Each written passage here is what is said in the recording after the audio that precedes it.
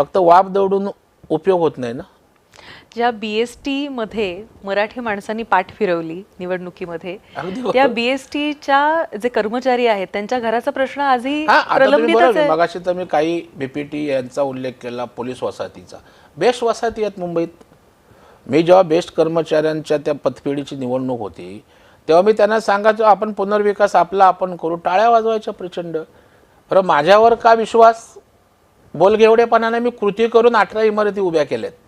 उद्या या बेस्ट कर्मचाऱ्यांसाठी सरकारने पाठबळ दिलं तर बेस्टच्या कर्मचाऱ्यांसाठी तिथल्या तिथे आपण पुनर्विकास करू ना. आपण पैसे देऊ, प्राधिकरण कॉन्ट्रॅक्टर नेमेल आणि कॉन्ट्रॅक्टरचं पॅनल L&T सारखं मोठं जर जे कॉन्ट्रॅक्टर आहेत नामचीन, ज्यांची क्रेडिबिलिटी आहे, ज्यांच्याकडे आर्थिक सक्षमता आहे, तर कोणाचा प्रश्नच येणार नाही.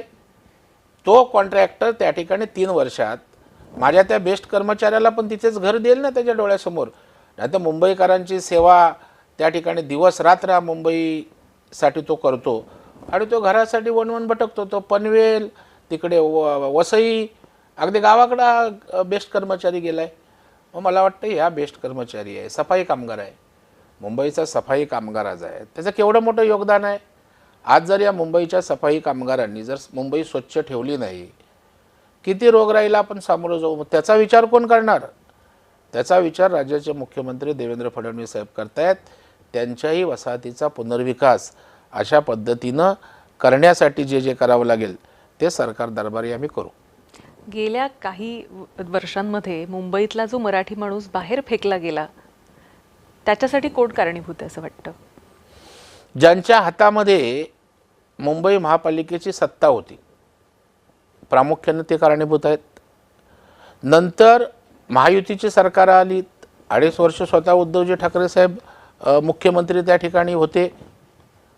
त्यांनी काय केलं?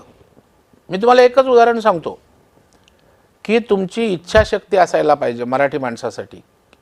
आदरणीय बाळासाहेब वादातीत होते, त्यांच्याविषयी कोणीच बोलू शकत नाही. त्यांचं मराठीचं प्रेम, मराठी त्यांच्या अगदी रक्तात भिनली होती आणि ते करत होते, कृती करत होते. इथे कोण कृती करत नाही, फक्त आगपाकड करायचं काम सुरू आहे. 2.5 वर्ष उद्धवजी ठाकरे साहेब राज्याचे मुख्यमंत्री होते.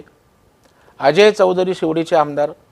अभ्युदयनगरमध्ये आज 3,500 घरं आहेत, 15,000च्या आसपास लोक राहतात.